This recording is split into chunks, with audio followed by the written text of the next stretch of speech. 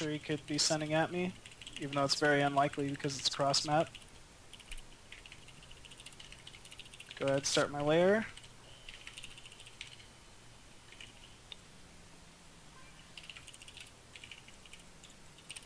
And start my baneling nest. It's just one ling to each tower and the other two to his base, right? Yep. Scouting both pathways to his base, basically.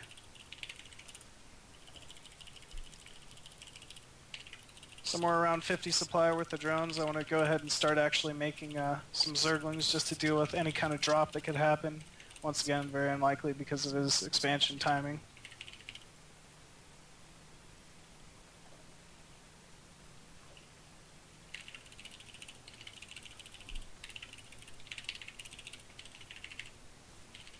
Alright, layer's almost done.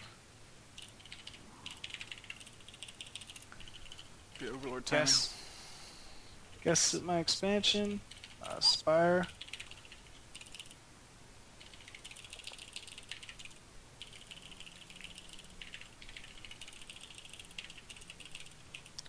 Want to drop creep at his third with that Overlord just to delay it whenever he does decide to take it.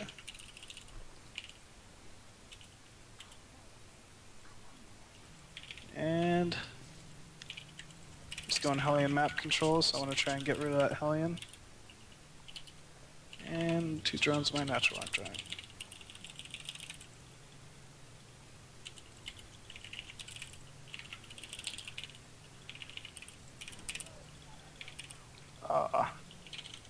Gotta go ahead and retake that third base.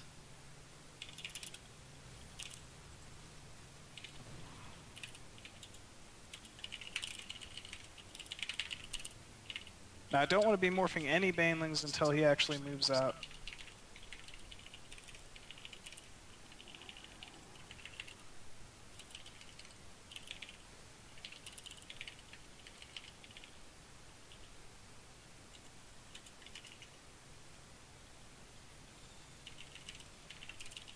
Go ahead and start my Mutalisk.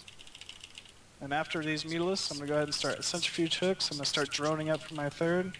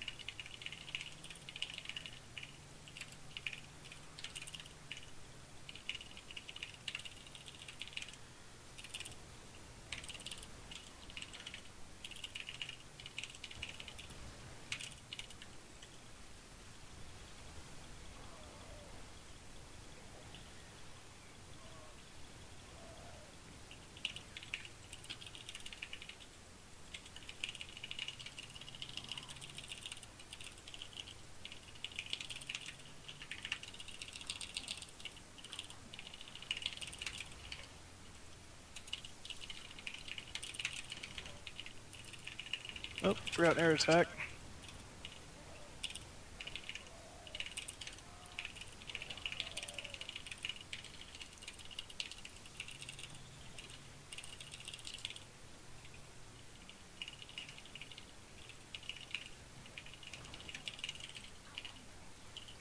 Go ahead and start both my evolution chambers as both my guests and my third come online. And now I want to just start harassing him. What was that? I was going to say, it seems like you're really babysitting those banelings, being real careful not to, I mean, you basically, every time you look away, you're kind of moving them away. Yeah, oh yeah, I don't want to, they're way too valuable. The Mutalisks don't actually do any of the damage, it's the banelings I want to make sure stay alive.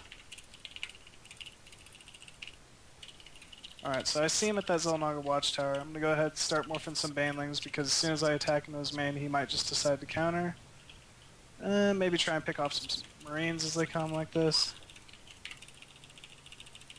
Because the Creep Tumor, I know he's not engaging into my natural. So I want to go ahead and just start moving towards that. Flank with my Mutalisks.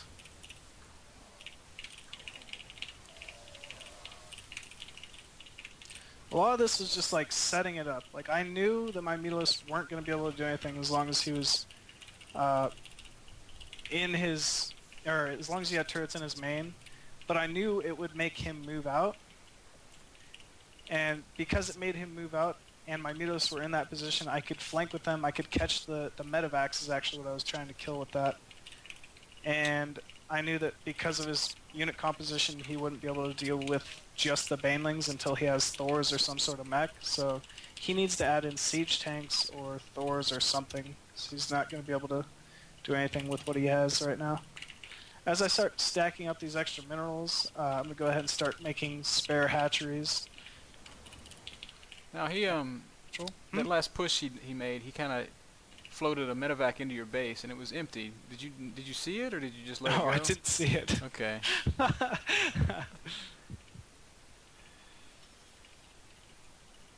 He was apparently I guess he was just trying to draw you out of position with it. Lucked out, I guess. Yeah.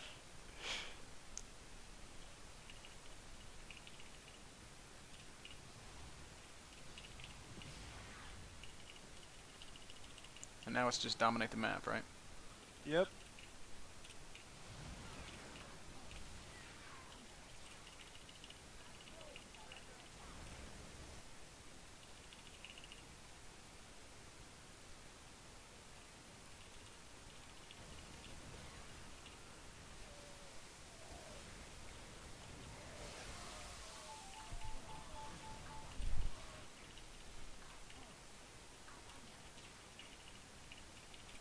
I know he's probably trying to take a third because he killed the Zergling and the Overlord. That... You weren't afraid that your mutas would die to those Marines? I guess it was...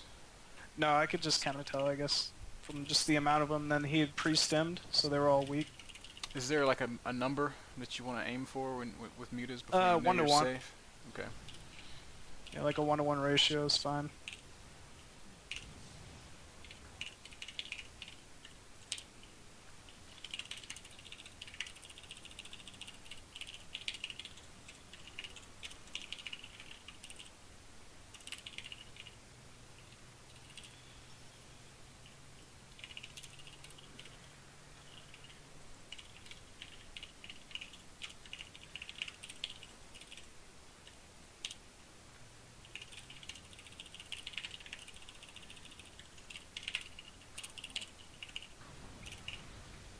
And as I start getting this many Mutalisks, I can just start picking off add-ons and things like that.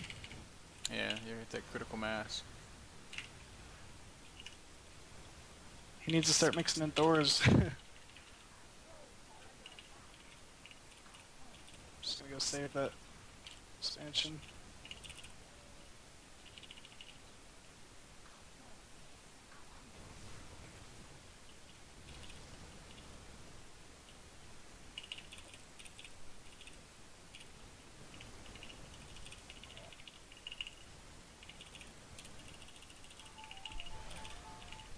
Oh my god, everybody's calling me tonight.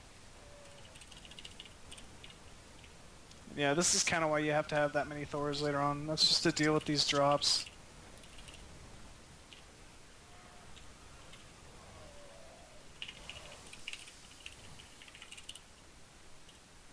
There's no way I could do that if, like, splitting up Zergling armies and things like that. Right. Gotta take my hat off to this guy. He's a really solid player. Yeah, he's very It's solid. the first time I've played with him.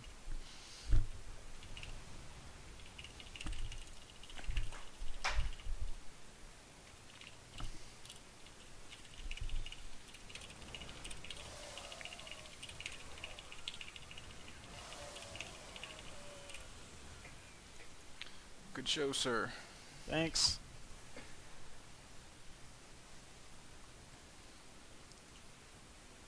Yeah, just kind of secured map control, and there's no reason to really deviate from Mutiling, Baneling if they're still going bio like that, and just bio drops, so... No need to go Ultralists or Brood Lords or anything like that. One thing I could have added in was Infestors, but I kind of feel the trade-off, like the give and take to Infestors is I have to lose Mutalisks, and I don't really feel like I should be losing, like I had any reason to be losing Mutalisk. If anything, I wanted the Mutalisk for the drops and things like that.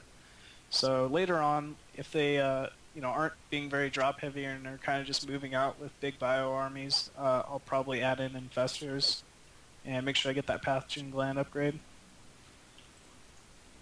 All right. I don't know if our guy is able to play anymore. Oh. I think I got somebody else, so hang on. He says he can play one more. Oh, never mind. Perfect.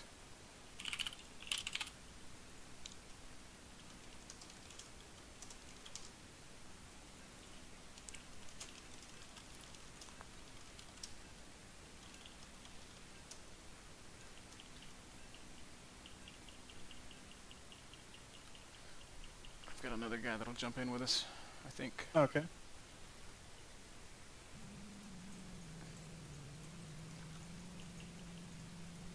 So basically, the Muta is our answer to that late game drop play. Yep. That's flying Yep. all over the map.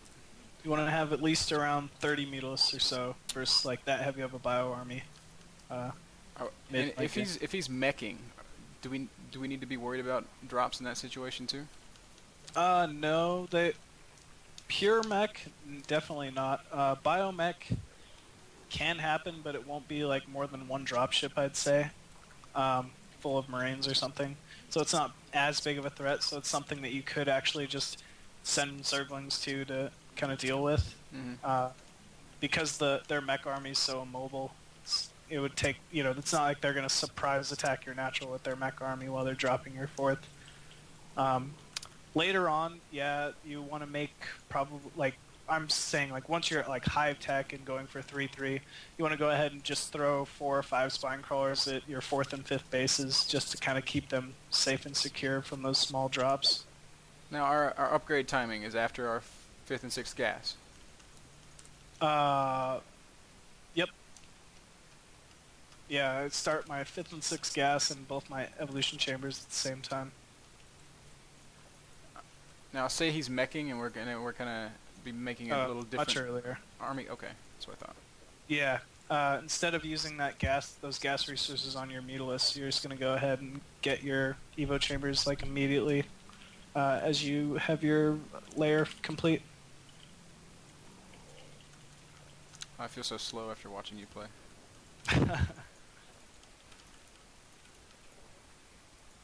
Alright, so you can make one drone. So cross position, I'm safe, period. Yeah, if you go 16 pool. Okay. Cool. Good to know. Yep. We're on 17 or 16? 17. Go ahead and place that Overlord that's at your natural across from his base, like at the 3 o'clock. Alright.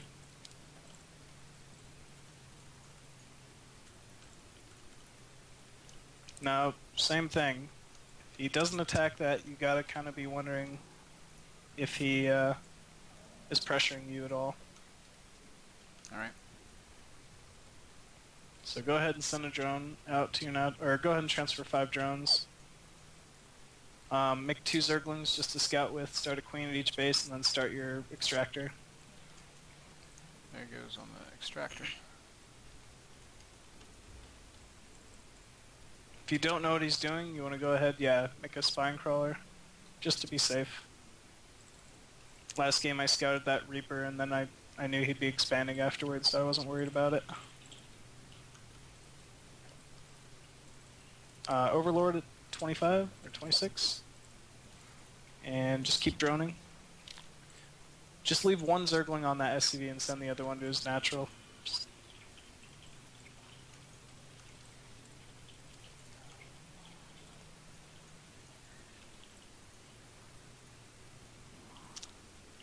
And whenever they're taking this long to kill that extractor and you can tell he doesn't really care, he's probably expanding. Alright, so you see a Hellion, immediately make a second spine crawler blocking the other side of your natural, and make 4 Zerglings to block your ramp. And until those Zerglings are done, just kind of place your queens a little bit closer to the ramp than you normally would.